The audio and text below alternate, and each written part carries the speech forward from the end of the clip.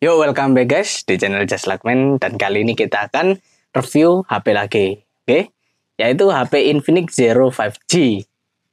Ini ya, ini baru pertama kali di channel ini mereview HP Infinix ya. Dan untuk serinya juga Zero 5G, yang pasti sudah 5G ya. Tapi sebelum video review ini mulai, silakan kalian like, share, dan subscribe video ini. Tombol subscribe ada di pojok bawah kanan bawah, agar mengembangkan channel ini menjadi lebih baik lagi, oke? Tanpa panjang lebar, langsung kita mulai aja reviewnya. Nah, Infinix Zero 5G. Untuk rilisnya bulan Februari ini tahun 2022, tapi tanggalnya masih belum ditentukan. Jadi HP ini masih belum ada di pasaran lah ya. Mungkin ada, mungkin belum ada juga. Tapi untuk tanggal rilis resminya belum ada, oke? Nah, untuk networknya sendiri sama 4G, dari judulnya saja sudah ada. Launchingnya juga belum ada tanggalnya, tapi Februari ini. Untuk bodinya sendiri, dimensinya 168 x 76,5 mm dengan ketebalan 8,8 mm. Panjang kali lebarnya 16 cm x 7,6 cm dengan ketebalan 0,8 cm. Untuk build-nya sendiri, glass front, plastic frame, plastic back. Jadi depan pastinya layar ya pakai kaca. Terus ini bodinya pakai plastik. Dari framenya, rangkanya sampai belakangnya plastik ya. Untuk plastik sendiri itu memiliki keuntungan kalau pengamanannya ya, kalian terjatuh atau terbentur di meja atau gimana, itu HP-nya masih tidak apa-apa. Tapi kalau sudah tergesek itu biasanya rusak. Itu plastik, lebih plastik daripada kaca ya. Tapi jangan lah ya. Nah, ini beratnya juga 199 gram, 200 gram, cukup berat ya untuk body plastik. Ada beberapa HP yang pakai body sudah metal ya, tapi lebih ringan, jauh lebih ringan dari ini. Jadi itu juga salah satu minusnya lah ya untuk HP ini ya. Untuk displaynya juga LCD 120 Hz ya. Untuk Oppo Infinix Zero ini sudah pakai 120 fps, 120 Hz ya. Untuk resolusinya juga masih 1080, bukan 1400, tapi 1080 x 2460. Jadi layarnya juga resolusinya belum tinggi, tapi sudah cukup luas dengan lebarnya 6,78 inci ya. Jarak diagonal ujung ke ujung sudah lebar, tapi resolusinya masih sedikit rendah. Nah, ini OS-nya pakai Android 11 dengan OS Infinix XOS 10 ya. Chipsetnya menggunakan Dimensity 900 5G 6 nanometer ya. Nah, di sini Dimensity 900 itu yang pasti kan kurang dari Dimensity 1200. Sedangkan Dimensity 1200 itu masih di bawahnya Snapdragon 865. Jadi kalau dibandingkan ini sekitar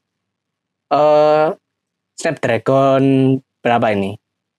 700-an lah. Masih belum 800-an, masih 700-an ya. 700. Jadi itu chipsetnya. CPU-nya juga octa-core dengan CPU 2x2,4 GHz. 6 dan sisanya 6 x 2 GHz. Dengan GPU yang terintegrasi dengan MediaTek Dimensity 900 ini, yaitu Mali G68 MC4 ya. Itu sudah terintegrasi, jadi tidak perlu dijelaskan lebih lanjut lagi. Untuk card slotnya juga support micro SD ya. Support micro SD, tidak seperti HP-HP yang sudah kita review sebelumnya yang nggak support. Nah, ini support micro SD, jadi kalian yang mau menambah ROM-nya bisa menggunakan microSD, dan juga memorinya cuma ada satu jenis, yaitu 8 GB RAM dengan 128 GB ROM. Cuma itu, nggak ada lagi serinya. Jadi rentang untuk pilihan dari Infinix Zero ini nggak terlalu luas ya, cuma satu seri aja. Lalu untuk kameranya sendiri ada 3 kamera. Yang pertama yaitu 8 megapiksel, 13 megapiksel, dan 2 megapiksel. Ini biasanya yang paling kecil ini untuk kamera bokeh ya. fokus tengah, lihatnya blur, oke. Dan output videonya itu yaitu ada 4K 30 fps, sudah bagus ini. Lalu 1080 30 per 60 fps atau 1080 dengan fps-nya 30 atau 60 fps. Nah, ini yang masih kurang untuk HP ya. Ini masih termasuk kurang kameranya. Karena rentang HP-HP lainnya seperti yang pernah kita review, yaitu yang dalam rentang harga yang sama lah. Realme 9 Pro lah. Itu rentang kameranya masih lebih luas daripada Infinix Zero ini ya. Dan juga pilihan seri HP-nya juga lebih luas. Jadi itu salah satu minusnya. Dan selfie kameranya 16 megapiksel sudah cukup bagus dengan videonya juga 1080 30 fps. Support loudspeaker ya pasti dan 3,5 mm jack. Jadi ada port jacknya plus daripada HP-HP kemarin lah ya yang harus menggunakan Bluetooth dan nggak ada port jacknya ya. Untuk comms-nya juga communication ada WiFi, ada hotspot pasti, Bluetooth pasti, GPS pastilah, NFC belum support. Nah ini nggak cocok untuk kalian para NFC fanboys ya. Radio pasti, radio ada, cuma nggak tahu untuk fungsi selain jadi radio apalagi. Untuk USB-nya sudah Type-C 2.0 dan fitur lainnya yaitu fingerprint side mounted, yaitu di bagian kanan atau kiri dari HP, jadi nggak di bawah layar atau tidak di belakang, di bagian kanan kiri HP-nya. Accelerometer, gyro, proximity dan juga kompas standar seperti lainnya. Baterainya sendiri juga sudah 5000 mAh non removable fast charging. Warnanya bisa pilih sendiri yaitu hitam, oranye dan juga biru. Dengan modelnya cuma 2. Dengan harganya juga 250 euro. Jadi harganya sekitar 4 jutaan lah. Bisa cari di online, toko-toko online lah. Oke, dengan harga 4 juta itu summary-nya kita dapatkan HP ya 5G itu sudah bagus, 5G dengan harga 4 juta lah.